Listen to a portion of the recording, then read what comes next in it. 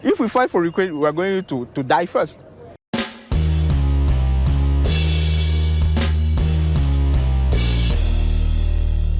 How's everybody doing? My name is Anthony Brian Logan, and today we got to talk about this very interesting clip of a Congolese man who was allegedly asked to fight Russia and Ukraine with the Ukrainians, but he refused. And he gave a very valid reason why, at least in my humble opinion. Now, before we go any further, let's roll the clip. In this clip, you'll see the very strange interaction between the Congolese man and an interviewer from some TV station. After we get done watching that, I'll come back. I'll talk about what he said there. Then I'll give you the rest of my 2 cents and my deep, detailed analysis. And then I'll wrap it on up with a nice bow on top. So without further ado, let's go ahead and roll it. Welcome back, everyone. I'm Kira Phillips. So glad you're streaming with us today as thousands of people flee the violence in Ukraine.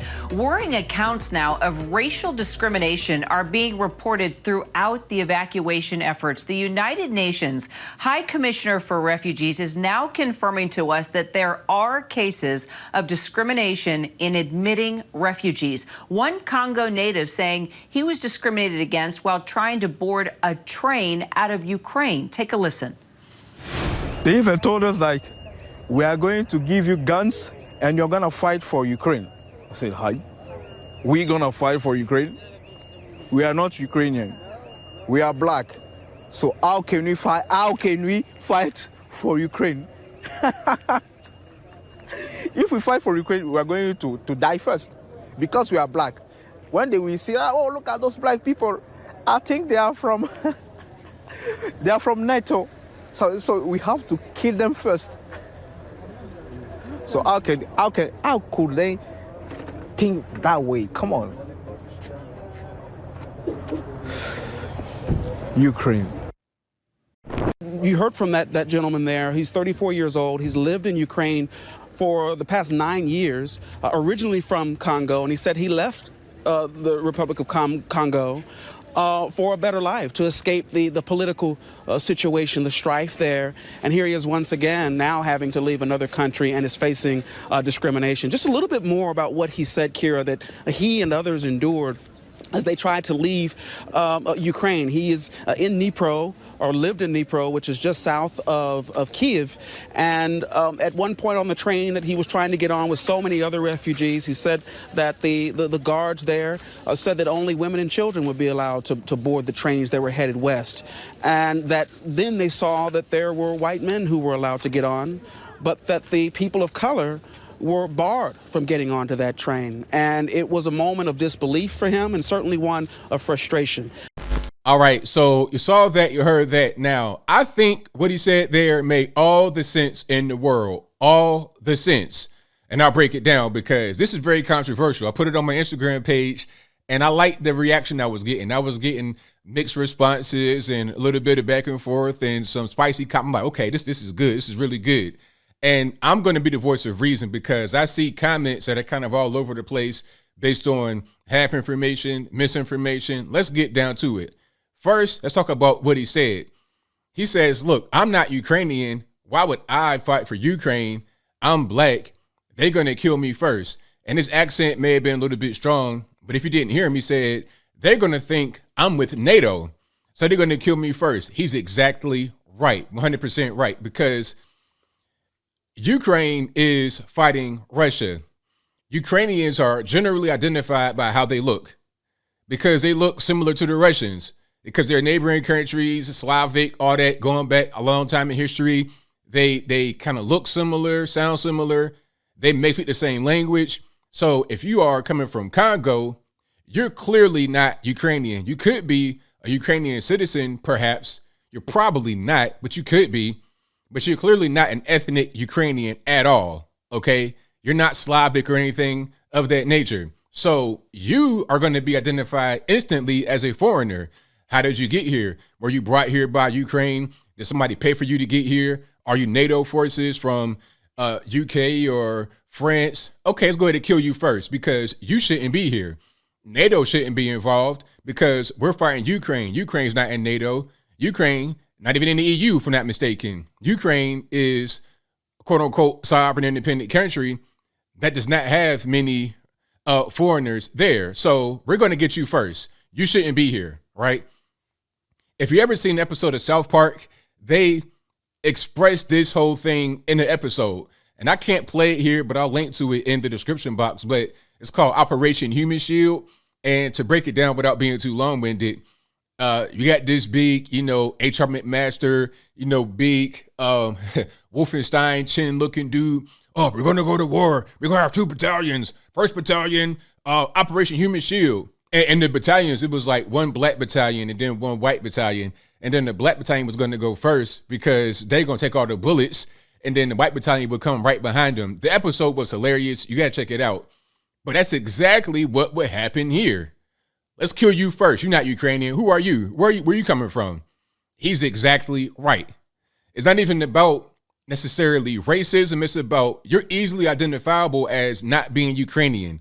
That is the main thing. You could be some kind of Arab. You could be, from Afghanistan named Muhammad, Khalid, whatever it is. You could be Asian. If you are identified as not Ukrainian, that's what matters the most, not necessarily the race. People kind of get what's happening over in Ukraine and the eastern part of the world. They conflate that with what's happening over in the West. 2 totally different situations. They say because Africans are being mistreated and not allowed to leave. Well, that's something else. We got to talk about that part because there have been episodes of Africans being mistreated, not allowed to get on the buses or the trains to escape Ukraine. Okay, that has happened. And some are trying to say, oh, it's because they're not citizens. All right, well, if they're not citizens, then why would you want them to fight in the war, huh? If they're not citizens, let them go back to their country of origin. Why would you try to hold them up? What's going on? You giving preference to your citizens, but at the same time, you want these non-citizens to go fight for your country. And if they don't, then they're somehow ungrateful. A lot of the people that are trying to get on the buses and leave Ukraine are just students. They're just there visiting for a particular purpose. You could be there for any kind of reason. Now, the whole thing with citizenship, that could impact you being able to go to certain parts of the EU because your passport might be kind of weird. Like if you're going from Ukraine to Poland, it might be kind of hard to do that if you don't have your passport in order to go to Poland, but you could go to Slovakia or Romania. It's really confusing over there. But ultimately, you're seeing some strange things happening to people that are not identified as Ukrainian. So anybody can see that going on. So if you're looking at that and you're saying, okay, if you're easily identified as not being Ukrainian and you're not allowed to go on these buses or whatever, then why wouldn't it be the same thing when I'm out there fighting the war, when I'm out there fighting the battle for you guys? I'm going to go back to Congo. If the punishment is you can no longer be here in Ukraine, you can't be a citizen anymore. If he was a citizen, and go back to Congo, you get deported, that's fine. It's probably safer right now in Congo than it is in Ukraine. And let's talk about this part. If he's a refugee, like a legitimate refugee, and he fled Congo, you got to ask yourself why. Why did he flee Congo? What's the reason that he gave? Now, there could be any reason why he actually did it, aside from why he said he did it. But if he said he left because of conflict, instability, lack of food, etc., isn't that happening right now in Ukraine?